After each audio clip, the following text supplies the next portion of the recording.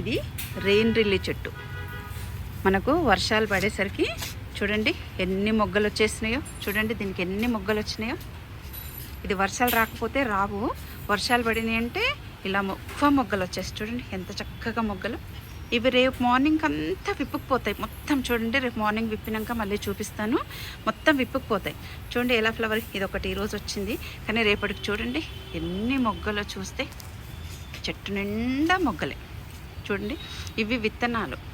మనకి ఇలా ఫ్లవర్ వచ్చినప్పుడు ఆ ఫ్లవర్ అయిపోయాక మనకి ఇలా వస్తుంది అనమాట.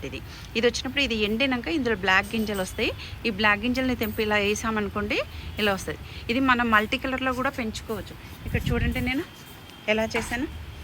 వైట్ పింక్ కలర్ పెట్టాను. అంత చక్కగా వస్తుందో రెండు. ఈ కలరు వైట్ కలర్. ఇలా ఏం లేదు, ఇంకా విత్తనాలు వస్తాయి కదా మనకి.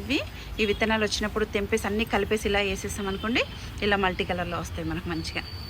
చూడండి ఎంత చక్కగా ఉన్నాయో రెయిన్ లిల్లీ ఫ్లవర్స్. ఈ మొగ్గలన్నీ మళ్ళీ రేపు పూసాక మళ్ళీ చూపిస్తాను మీకు ఎలా ఉంటుందో చూద్దాం. చూడడానికి ఎంత అందంగా ఉందో మన రెయిన్ లిల్లీ. ఎంత చక్కగా పూసాయో పువ్వులు. పింక్ కలరు, వైట్ కలరు, మధ్యలో వైటు, చుట్టూరా పింక్. చూడండి ఎన్ని పువ్వులు వచ్చినాయి మన రెయిన్ లిల్లీకి. ఎంత అందంగా ఉన్నాయి చూస్తుంటేనే. ఇది ఏ మెయింటెనెన్స్ అక్కర లేదు. మనం ఒకసారి పెట్టుకున్నామంటే చాలా రోజులు ఉండిపోతుంది ఈ మొక్క. అసలు మనకు పోనే పోదు. ఎన్ని ఏండ్లైనా సరే అది అట్లా ఉండిపోతుంది. లోపల మనకు చిన్న చిన్న ఉల్లిపాయ గడ్డలాగా ఉంటాయి కదా, అవే ఉండిపోతాయి.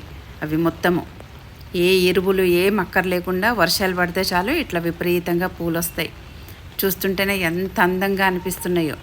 ఎక్కడ ఉంటుంటే తెచ్చుకొని అందరూ పెంచుకోండి రెయిన్ లిల్లీ మొక్కని.